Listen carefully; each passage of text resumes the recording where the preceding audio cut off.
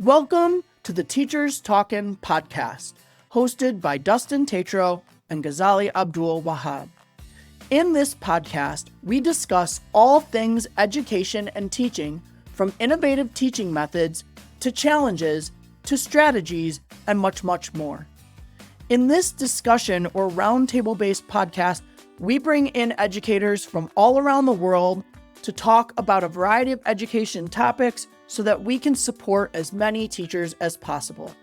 We want this to be a place of inspiration, personal and professional development, and simply a place where we can elevate education together. Welcome to Teachers Talkin'. Welcome to another episode of Teachers Talkin'. I'm Dustin. I'm here with Ghazali, and we're excited to dive into another great conversation today. Today, we are joined by Jake Bersin, a certified health and physical education teacher with 20 plus years in the classroom, currently teaching in Worcester Public Schools. He's also the creator and the host of MAHPERD's podcast, Voices from the Field, and a passionate advocate for our profession beyond the walls of the gymnasium.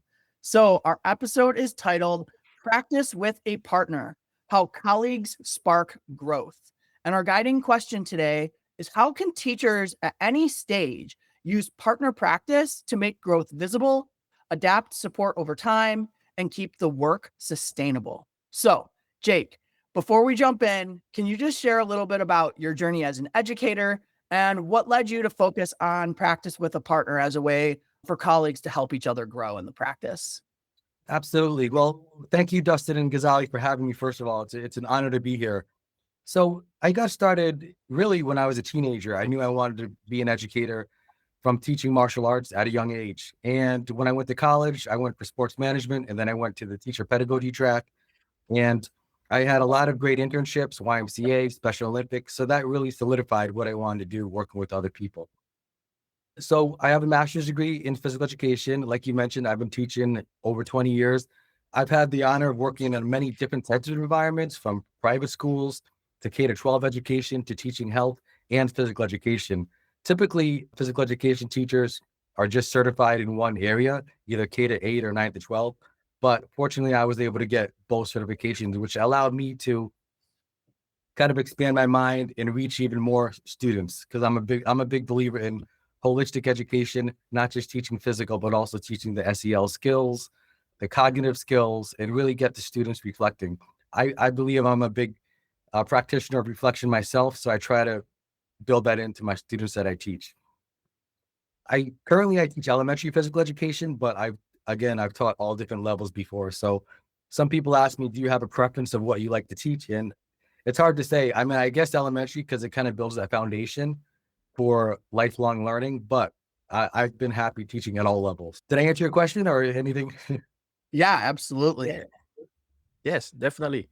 So let's jump straight into your area of expertise. What makes side-by-side practice with a colleague more effective than, let's say, general advice or the occasional check-ins with a mentor? I think having an action plan and having in addition to an idea, but having the action steps to go with it in a timeline. So I have a mentee currently, and I've had several mentees in the past. And I think as a mentor, it's important to listen and be open-minded and not just give feedback or suggestions based on what I would want, but what might be best for the mentee. But with that being said, there has to be accountability. So when I meet with my mentee, we're always talking about, I wonder if you could try this, or I wonder what would happen if you did this. So it's more of a suggestion and then a question, as opposed to saying, do it this way or do it that way.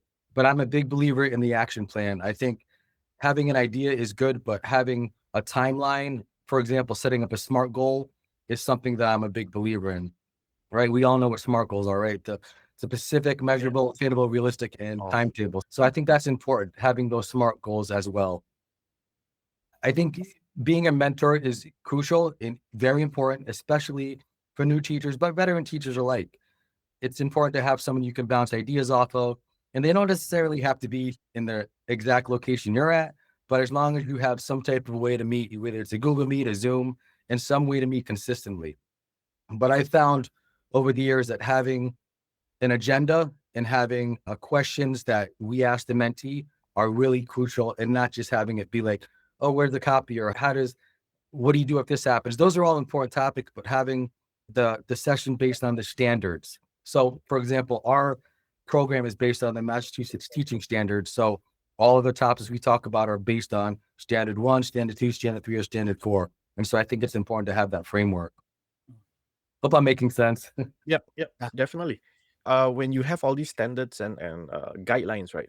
Can you share a moment when focusing on like one concrete classroom move or with a colleague led to impact in the classroom?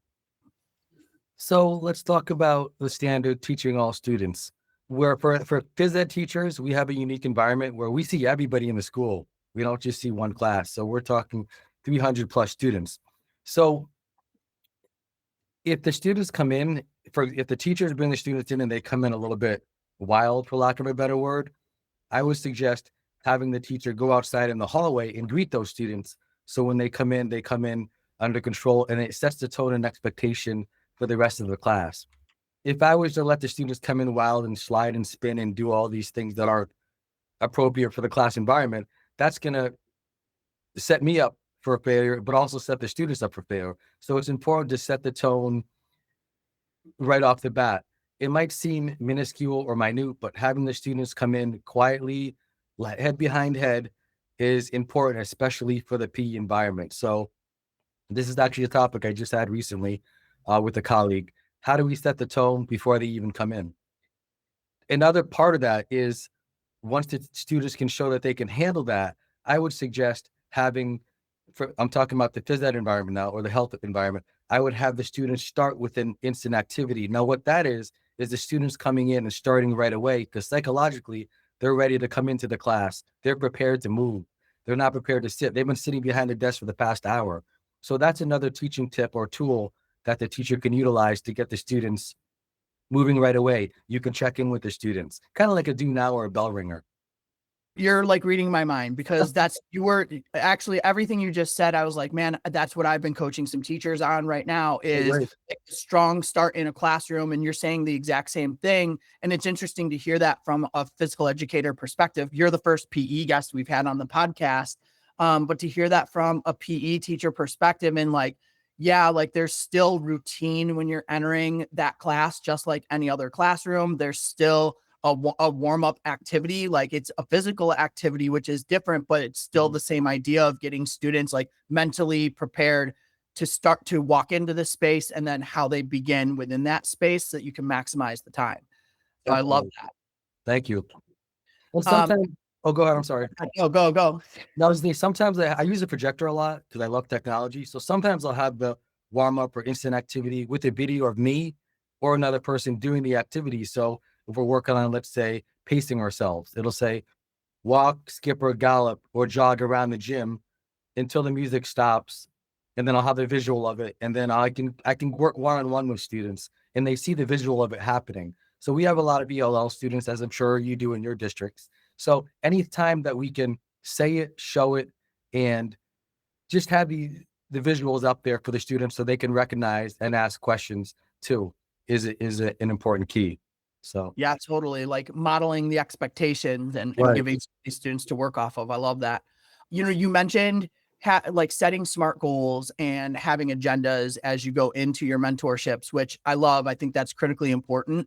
I was thinking too about how, like, you are a full-time teacher who is mentoring others. Do you also do you have a mentor? Like, is there a chain that goes up?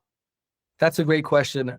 Not officially. I reach out to people. I consider myself a lifelong learner. So I reach out to people who I think, if I have a question, I'm not afraid to ask. I think that's an important skill to be able to have, is to ask questions, no matter what level you are, because nobody's perfect. We're always learning. So I don't officially have a mentor, but I will say, I know, Dustin, you went through the Modern Classrooms program, as did I. I was in that cohort, and I really loved their program, their structure and setup for the mentoring. So I had my last official mentor was a Modern Classrooms mentor. And for those of you who don't know what the Modern Classrooms is, I highly suggest checking out their website, Modern Classrooms. And it's just a great framework to help teachers differentiate instruction, as you know. So my last official mentor was this individual, and she was great. They had me set a goal before the program of what I wanted to accomplish. We checked in weekly. There was a syllabus that I had to follow, and I had to turn in assignments bi-weekly. So it was all very structured. So I think having unofficial mentors that just going to your colleagues and knowing that you can get your question answered or finding out where to go is really important. Officially, I don't have a mentor, but I consider I do jujitsu. My jujitsu coach is my mentor. I go to church. The pastor is a mentor, so those type of things. I mean, yeah, we get mentorship in a variety of ways, right? Right. I know, like, we're working at my school. I oversee the humanities team, and so I work with 12 teachers. My assistant principal, who is technically my manager, oversees the STEM team. So I get some coaching from her, but then we also, from our network level, have somebody who comes in. And so we were having a meeting one day, and I was talking about how I really was struggling with one of my teachers in classroom culture and behavior management. And I wasn't really, like, we were trying all of the things and things weren't working. And I was like, I think some like live coaching would be really beneficial. And I said, but I went into the classroom and I tried to do it, and I failed. I didn't really know what I was doing to try to live coach. And so now I have somebody who is like coaching me to be able to coach others in that same like pattern of way. Right. And so he even came in and sat in on like a couple of my one-on-one meetings this week. And to your point around agendas and being sort of like prepared when you meet with somebody, it was one of the high pieces of feedback that I got, was that I was extremely prepared in going into my conversations, which led me to being able to like lead that conversation in an extremely like productive way. And we had like a great like 45 minutes of standard unpacking in this particular case. But to bring it, back, it's just kind of like that idea of everybody being lifelong learners and having people that you can go to in order to like keep on learning. So my question, it's just like I'm going all over here. That's My okay. question is, so how do you as a mentor actually start quickly with somebody? Like, how do you go about setting that like one clear goal or those agreed upon artifacts to review, a touch point rhythm, knowing like how busy people are and everything? What's your sort of like pace and progression? How do you go about setting those things up? Right. No, good question. I think before I answer that, it's important to note that there's many variables when it comes to a mentee and a mentor relationship. If I was to mentee somebody or mentor somebody who went to school for physical education and had that background, my approach would be different than somebody who's a career changer. So there's two different aspects there. But to answer your question, I talk with the mentee. We have a book that we follow, Mentoring in Action, which is a good kind of framework. I believe it's Dr. Pelletier, if I'm not mistaken, who's the author of that. But it's a great book, and it outlines things to talk about. It's a yearly curriculum each month. So in September, we're talking about behavior management. In October, we're talking about something different. So I'll take those ideas and talk with the mentee beforehand, and we'll discuss some tangible solutions. If he has a challenge in the classroom, or she has a challenge in the classroom, how can we solve the challenge or solve the issue that might be happening? I always leave room before and at the end for questions. And I try to, a tactic I implemented recently was having a thought of the week. So this isn't something that the district commands me to do, but I just thought it would be another way to reach out to the mentor. So I have this thought of the week or reflection of the week where I asked the mentee a thought-provoking question, and then they can keep it for themselves, or that we can talk about it during the mentoring session. But I found that it was very helpful as another way to build that relationship. Also, whenever we meet, as I mentioned, we have the agenda. We're talking about, here are the goals of the session. At the end of the session today, we want to discuss standard 1, whatever the topic might be, standard 2, whatever that topic might be. So I leave some flexibility to work with what the mentee wants to talk about, but we always have that structure. So we're not just having 20 minutes go by and nothing gets solved or nothing gets talked about. So a big part of it is the listening, and I will curtail my response based on what the mentee says. So if that makes sense. Yeah. So when you start like your mentorship relationship with somebody, how do you get started? Like, what's that simple startup agreement that you would do? Whether that's like meeting cadence, whether that's like work that people do in between sessions. Like, how do you build the agreement between yourself and that mentee? And like, what boundaries do you set to make sure that like time is being protected on both sides of it, right? Like, because you teach full time, they teach full time. So like, Right. what does that look like, and how do you build that cadence, collaboratively? The last few mentors I've had, I've been assigned. I haven't known really this person before. Like, so we weren't friends before.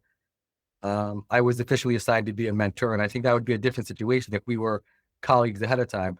But so I'll go up, I'll introduce myself through email or in person. I'll explain a little bit about myself, and I'll say, tell me about yourself. And we'll just have small talk and we'll chat. And then I'll explain the structure of how everything works. I have time to meet, because we all have our different lives. We have kids and whatnot. I have time to meet Monday, Wednesday, Friday at this time. What times do you have available? We'll talk about what are their goals. So in my particular situation, I want to focus our mentoring relationship based on what their teaching practice goals are, their student learning goal and their professional practice goal, because I think that'll provide a framework for the whole year. All the teachers, doesn't matter where we are, we have to accomplish these goals. I'm not the evaluator, and that's important to note that as a mentor, I'm non-judgmental. I'm just there to support. I have no evaluation at control whatsoever. That's the vice principal, that's the administration, that's the principal. But we talk and we're just upfront. I can meet at 5 o'clock. I can't meet here. I'm better at texting. I'm better at email. And we just have we set those agreements up ahead of time. And if something comes up, we just say, we have these norms. Just let me know ahead of time. If something comes up on my end, I'll let the mentee know ahead of time.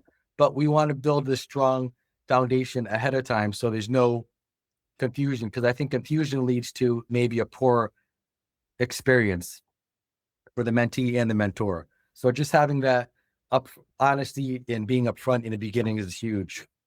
Did I answer your question?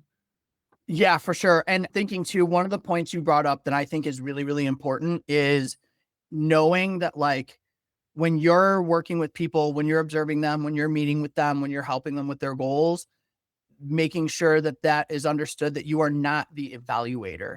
Right. Whether, even if that, and I think that this is something for people listening who are administrators like I am, who do both coach people and manage people, because I don't like being considered a manager, even though that is part of my role, right? Mhm. It's really important. And I've been really working on shifting mindsets of my teaching staff around that. None of my coaching or my observations is an evaluation of you or of your practice, right? It's about helping you grow. And I just really appreciate that you made that distinction, because evaluations are they create such a stigmatism for people in which they get panicked. And I had a teacher who, another coach within our school, like I said, hey, I'm busy. I know there's some problems in this class period. Would you mind stepping in for me and letting me know from your eyes, like, what are you seeing?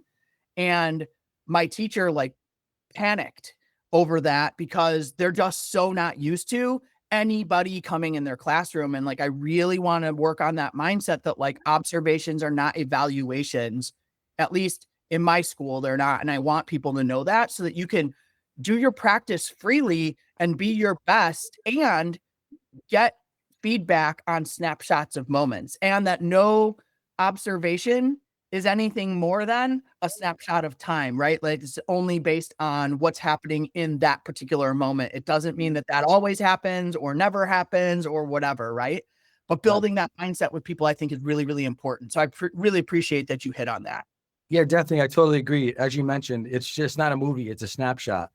And having people come in, I think it's good to be open to feedback, and we're ultimately trying to have impact on the students, right? So if I can have a colleague watch what I'm doing, they let me come into their classroom and I can watch what they're doing, and we focus on what do you want me to look for? I want you to look for how many students are actually talking to each other. Do I call on the same students? Are students engaged? Are they asking questions? So I think having those focal points before an observation with the mentee and mentor is another important structure. What do you want me to look for? What do you want me to see? Do I have a word wall on the board? Am I using technology in the right way? So all those details come into play. So I think that's important as well. Yep, definitely. Just as a comment from my system, from where I'm coming from, usually the administrators, they do who the people who do the evaluation role, the assessment role, they don't do the developmental role. In the sense that, like for me, I'm a mentor and I'm Mhm. strictly a mentor. I do not grade or assess my teachers, so that that trust is really there. Because sometimes it's very difficult, for you to gain that trust when the teacher always has at the back of their mind, like, oh, so and so is also an assessor. So although they are saying that they are developmental, but at the back of the teacher's mind is like, is it really just developmental? What if they're doing, or they're required to do some assessment? Would what they see in the classroom, which was meant to be developmental, be also used to guide their assessment of the teacher? Yeah, so that's why for us, our roles are very separate. Yeah, so we Yeah, don't do assessment in that sense from the system that I'm coming from. Yeah, and interesting. and I just want to go back earlier. You mentioned a very interesting thing. You said that you have an activity where you ask thought-provoking questions. May I ask, what are some thought-provoking questions that you use in your conversation with your mentee? Sure. So I would say it's really simple. What do you think went well? What surprised you? And what would you change? Now, I have to admit, I actually got this from a podcast that I listened to called the Assistant Principal Project, a podcast. I'm drawing a blank on the person's name, but this podcast is really good. He's a principal who has his own a business helping administrators, helping districts, and I really love his framework. So I use those type of questions. What do you think is going well? What do you think? What surprised you, and what would you change? He calls it 5-minute coaching conversations. So Yeah. I've used that, but I also say, what do you think would happen? I set up a scenario. What do you think would happen if students are coming in and they're not behaving, and then there's drama that happens between two students? These are things that actually happen. There's drama that happens between two students. How would you handle this, or how would you help these students in this situation? Because physical education, and anytime we're in a moving environment, we're not sitting behind a desk. That's an important note I want to take into consideration. They're coming in, they're moving. What they do is on display for the rest of the class.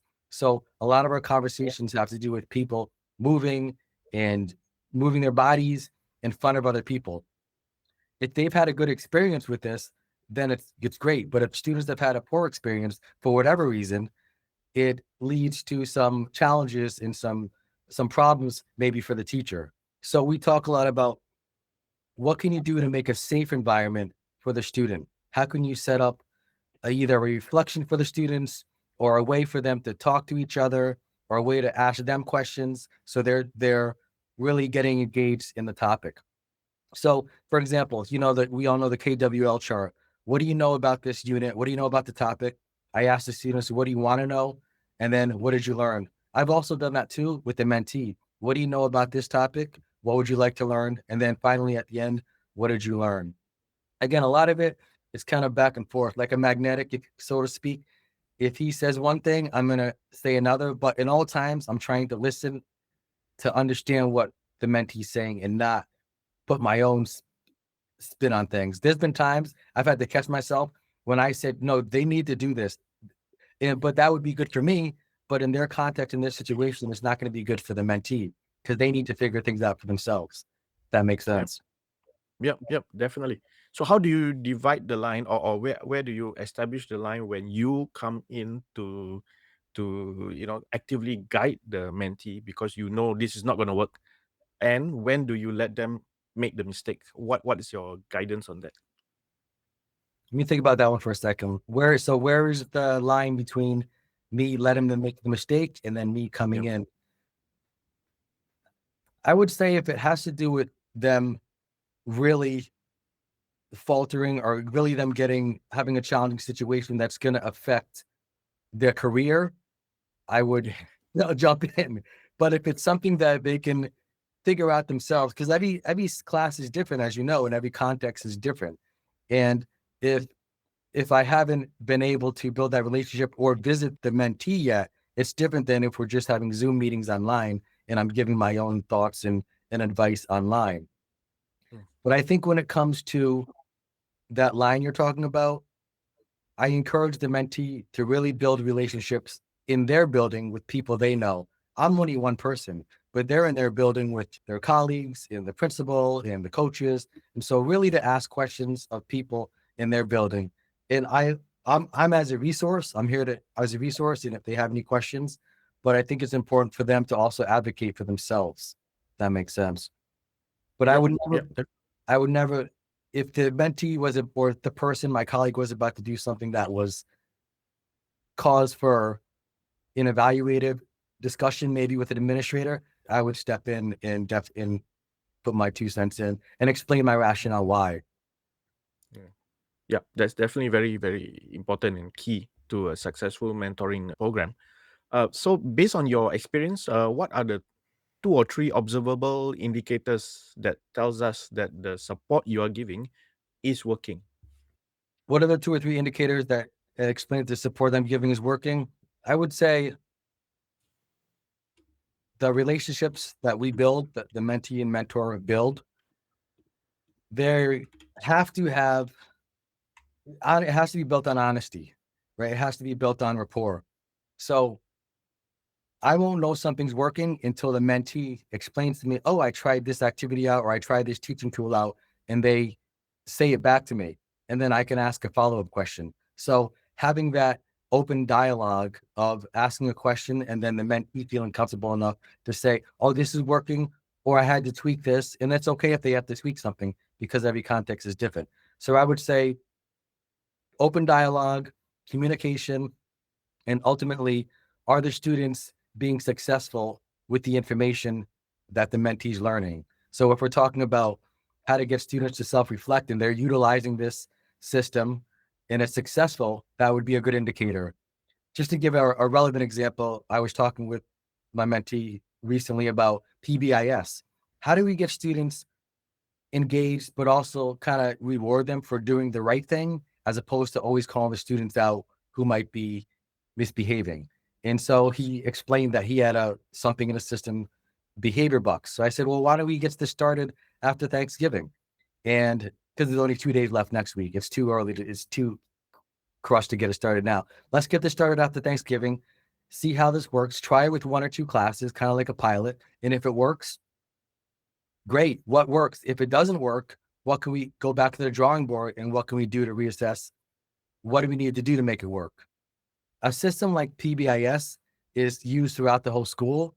So if the school is doing this in pockets and just in increments, it might not be as effective as if it came from the top down. Not to say that the teacher can't have an impact, but I find that systems like this are meant to be school-wide, so it has a bigger impact on the students. So we talk about different things like that: behavior management, SEL. We talked recently about a student who kept talking out and yelling out, and I asked, like, does he have siblings? Have we read the 504? Are there IEP? There's a lot of things that the teacher can do to help the situation, not necessarily right away, but they need to go through these steps to make sure they're helping their students be the most successful. That makes sense?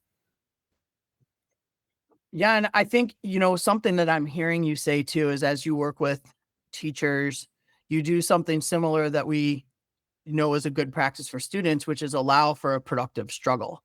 And so like where Ghazali's asking a little bit about like where you allow teachers to make mistakes, I think what I'm hearing is it's sometimes you coach things, even like with the Bucks, and you allow the productive struggle, give it a try, see how it goes, reflect on it, refine it, or abandon it if it really doesn't work, right? But it's like giving a strategy an opportunity and trying it out and seeing how things go, and then you kind of like build from there.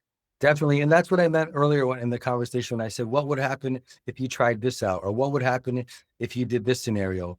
Just to give you another example, a mentee I had a couple years ago, she was in another content area, and her supervisor, her liaison, wanted her to present in front of the whole district. And she's shy, quote unquote. She didn't want to do that. But I encouraged her. I said, well, what would happen? In my mind, I'm thinking, do it, go for it, do it now, do it yesterday. But for her, she wasn't ready for that. So I said, well, why don't you do a 5-minute, start with a 5-minute presentation? Or why don't you email a colleague and get their feedback. So I really want her to think about how this could really be a good opportunity, but she has to make that decision for herself. Ultimately, I can't make that decision for her. But it was really hard for me because I knew it would be good for her because I've known her, we built this relationship, but she needed to figure that out for herself. She ended up doing the presentation. She liked that. Of course, it's good for her. It's good for her colleagues, and looks good on her evaluation because she presented in front of her colleagues. So that's just another example of how you mentioned that productive struggles. Sometimes they need to figure things out for themselves. So I love that. So when you debrief with the people that you're mentoring, what does that look like or sound like?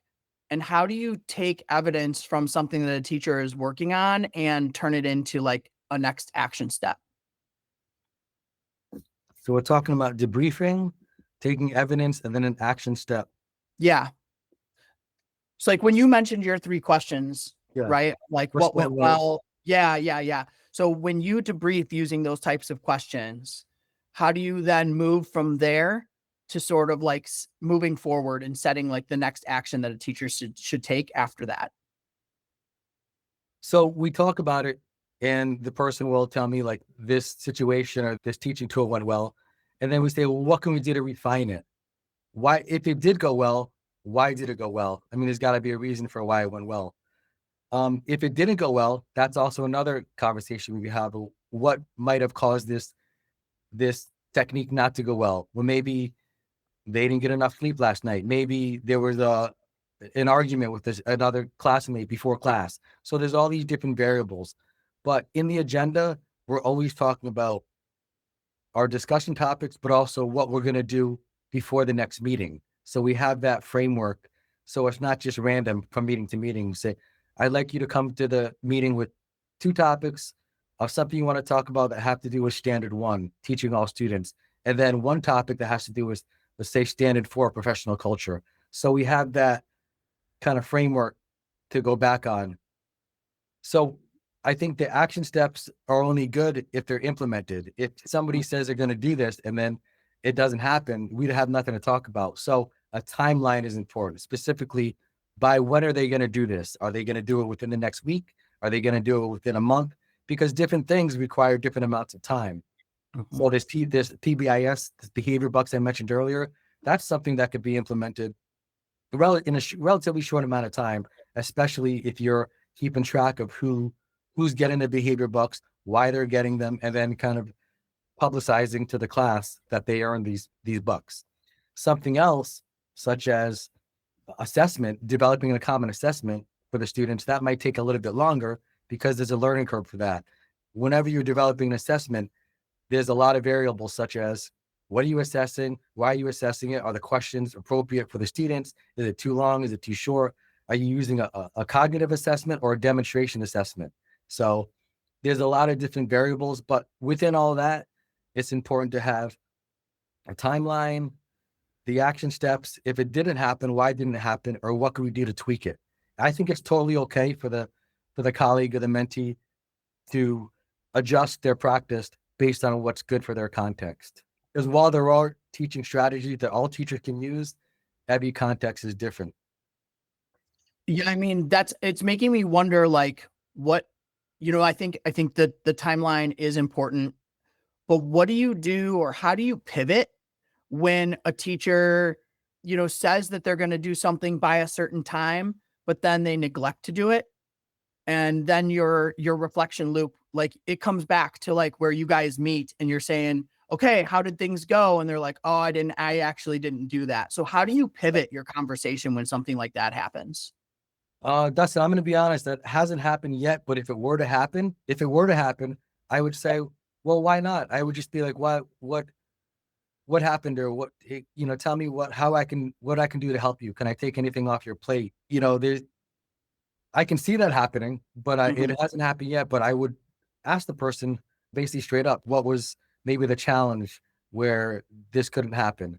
And there could be a valid reason. As PE teachers, we're always getting our gym used for pictures, for book fairs, for carnivals, you name it. So we have to be flexible. So if this person said they want to do this action step in the gym in the next 2 weeks, and another thing to keep in mind is we only see our students once a week. We don't see them every day.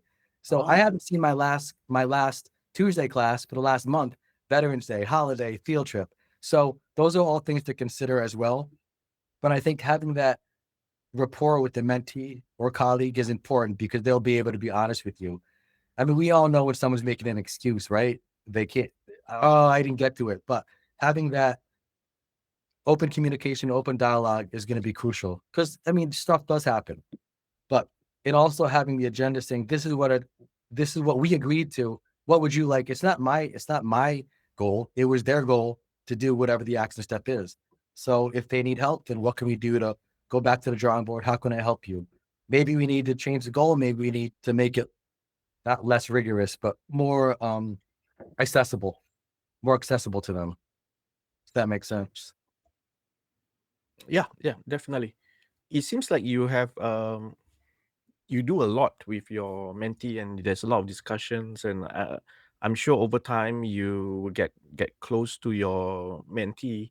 Then, do you find it difficult to like step back, or when do you realize that hey, they've already stabilized and they need to be more independent? In other words, when do you fade your role as a mentor gradually? Good question. I think a lot of it has to do with their responses to me. Like if we're talking about lesson planning, if I see that they're implementing the lesson plans and they're following through and they're developing, they have a good, I think they're like a roller coaster. Kind of you're up, you're down, you're up, you're down. You're not all the way up and down. You're kind of gradual. If they have a Yeah. good cadence to the lesson plan, then I don't need to really offer my suggestions anymore when it comes to that because they've already developed in that area. So a lot of it has to do with our conversation and the way their response goes to what I'm asking them. If I always leave type of questions, so if they're thinking a lot about questions and they say, like, I wonder why does Johnny keep doing this? Or I wonder why this keeps happening, then they need a little bit more support. But if they're able to talk and give me examples of either lesson planning or games or activities that are standards based that are working well, then I feel I can step back. I've Mm. had the opportunity to see working downtown for a couple of years, many different teaching styles, many different teachers, both health and PE. So I've seen a lot of different things. I've seen a lot of great things and I've seen a lot of outstanding things. And then on the other end, I've seen a lot of not so outstanding things, but every context is different. I would watch what I say to somebody who I don't have built that solid foundation relationship with. I would be a little bit more careful, but somebody who I've built that relationship with, I would be a little bit more upfront, and I would ask them. One of the things I like to say is if they say something to me and I'm not quite sure why they said it, I might say to them, well, what makes you say that? Can you give me an example? Can you elaborate further? So those type of questions to follow up. Did I answer your question? I want to make sure. Yep. Okay. Yep, definitely. And with your wealth of experience, your decades in teaching, I'm sure you have a lot of interesting stories. Can you tell me a story of a particularly challenging situation and a success story? That would be a good way to end it. Okay. Can I start with the success story? Is it Oh, okay? yeah, Okay. sure. So we're talking about partnering and colleagues. So early on in my career, I did a partnership with one of the third grade teachers, and we did a martial arts program. We put together a martial arts program for a group of boys in the school who were basically needed a lot of extra support, love, and assistance. So they were constantly getting referrals to the office. They were always in trouble. They just weren't well behaved. And it's no fault of their own. It was their environment. So I have a background in martial arts. The classroom teacher didn't have a background, but they had a background in art and in math and science. And so I thought, and we were friends, we were a good colleague. So I said, why don't you come on and let's put together this program to try to help these students. The reason we chose martial arts is because I think it's great to develop not only self-control, but patience, self-awareness.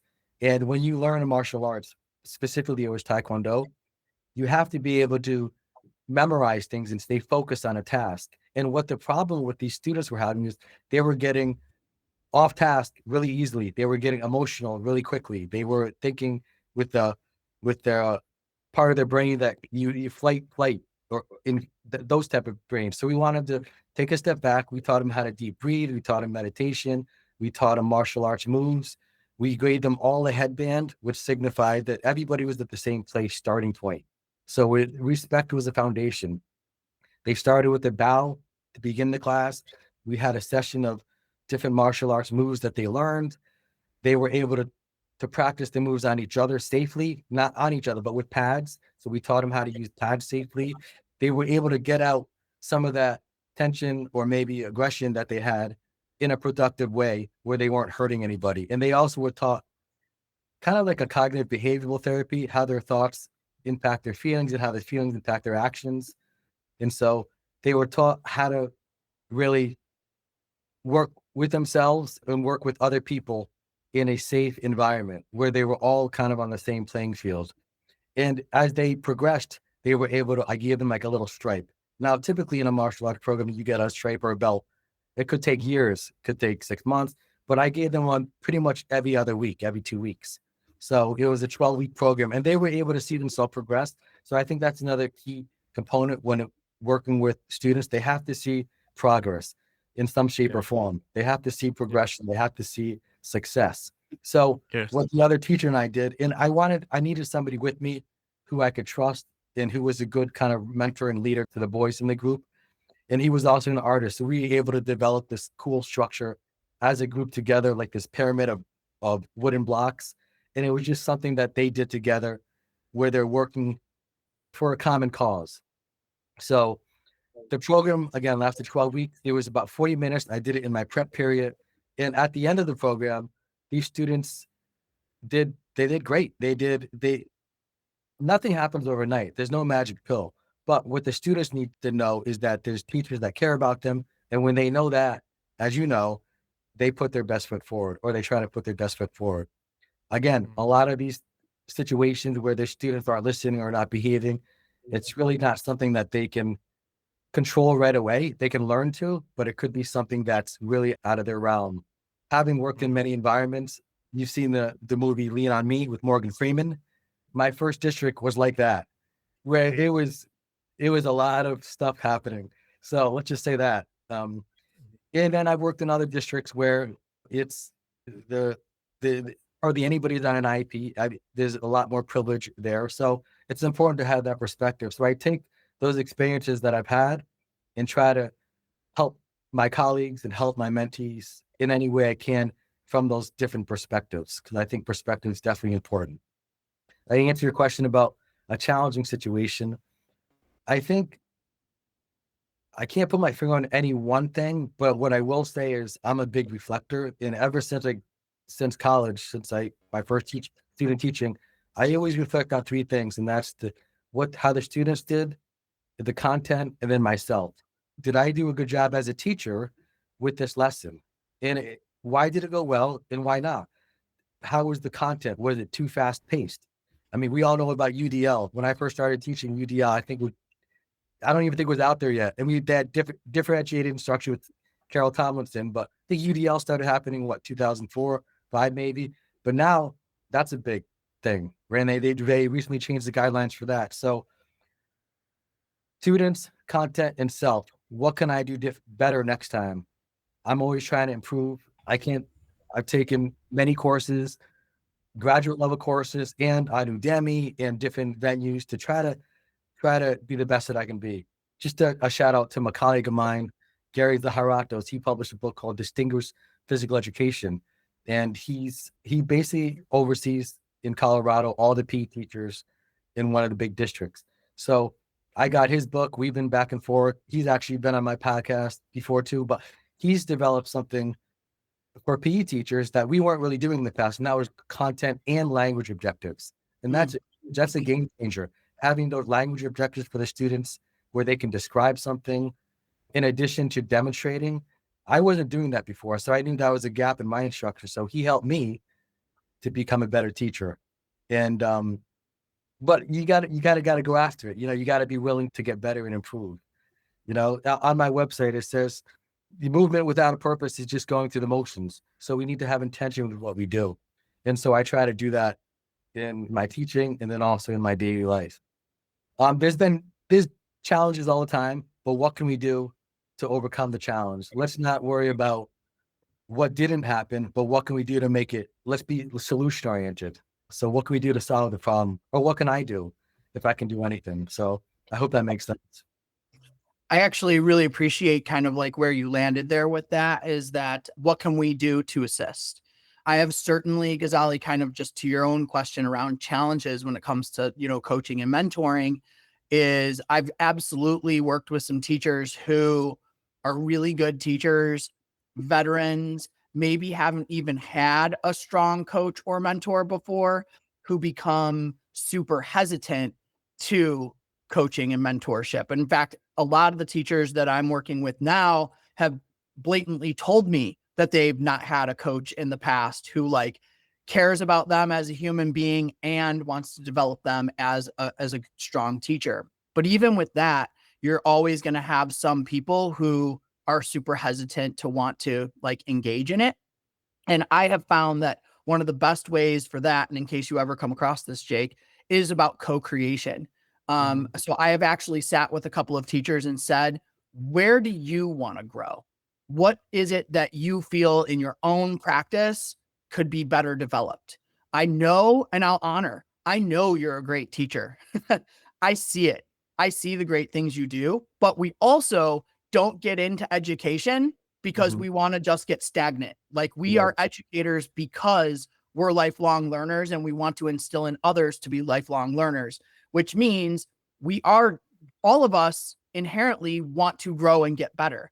But sometimes from a coaching perspective, you can't always see exactly where to help somebody get better. Sometimes they know where to target.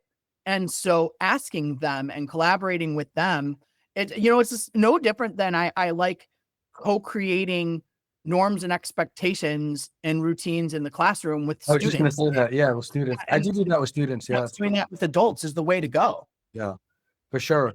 And just one more thought, Dustin, going back to this relationship building, I would be willing to bet that if this mentee had a poor experiences for whatever reason with maybe an evaluation or an administrator, they're going to be less open to having a mentor come in, even when they have good intentions. So, Absolutely. so really starting from the onset, I'm here to support, I'm here to help. It's not evaluative. What can we do? And what would you like to have happen? And what would we like to have happen by the end of this experience? So that's huge. I like that co-creation with the mentee. That's definitely huge. And even if you start with, I'm here to support you, I'm not here to evaluate you, right? Like this, I want you to have a different, you can start that way. And I have, and it will still take sometimes months before somebody can like actually adjust, right? Like, cause they have to see it in action. And I've had a teacher like actually break down in tears in the middle of a coaching session. And I got like super concerned, hand a box of tissues, right? And all it ended up being was appreciation because she finally recognized that the coaching she was getting was the coaching she had been looking for 15 years and hadn't ever had it, right? But the trust, it doesn't just happen, right? Like it just, that's something that takes time to build. And so a lot of times it just, you have to kind of keep with it and keep showing people that you care about them and keep investing in them and keep helping them to do their own reflections. And eventually it's going to click and they're going to realize that what they're getting is something different than what they've experienced in the past. And, it's like you want to honor those past experiences and you want to help people have better and newer experiences too. Yeah, for sure. I think, in the past, I've had mentees initially, again, I've been assigned mentees. I haven't chosen them myself, but I've seen that it's almost like a 180. I've seen when they've gone from kind of trusting me to fully trusting.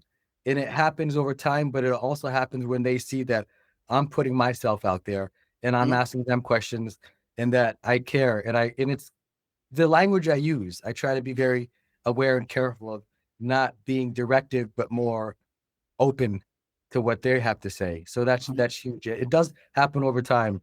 And it depends on the person too, right? And what their background is and whatnot. But ultimately, we mentor to help teachers have impact on the students and to be better ourselves, ultimately, in my opinion. So I think too, just as a mentee, as a coach, being vulnerable, being humble, owning mistakes, right? Like all it is showing other people that you're human just like they are, right? definitely. And there, that type of behavior, and it just goes a really long way into building that trusting relationship when you're mentoring somebody.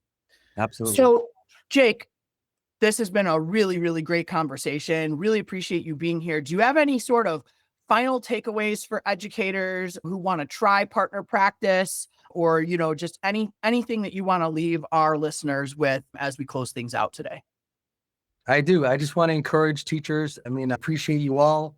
Keep asking questions. If you're not a mentor, consider being a mentor. We were all beginners at one stage. We want to help people that are up and coming in the field. Ultimately, it's about having a positive impact on our students, but we also want to help our teachers too, because every year we have thousands of new teachers entering the field, whether it be math, science, English, whatever the content area is, encourage and support them. And I also encourage the new teachers to go out and advocate for yourself and ask questions. It's okay.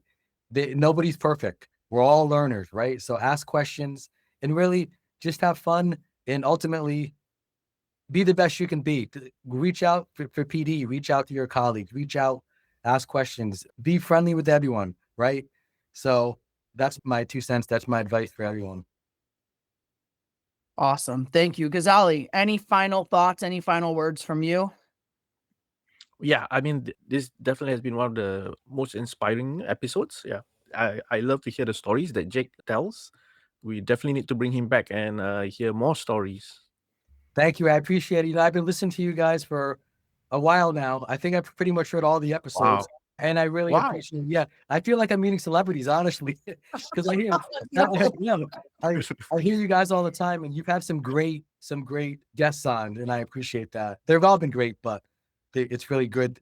Keep up the good work you're doing. I know that it's a labor of love. So Yeah, and you are one of our great ones as well. Yeah.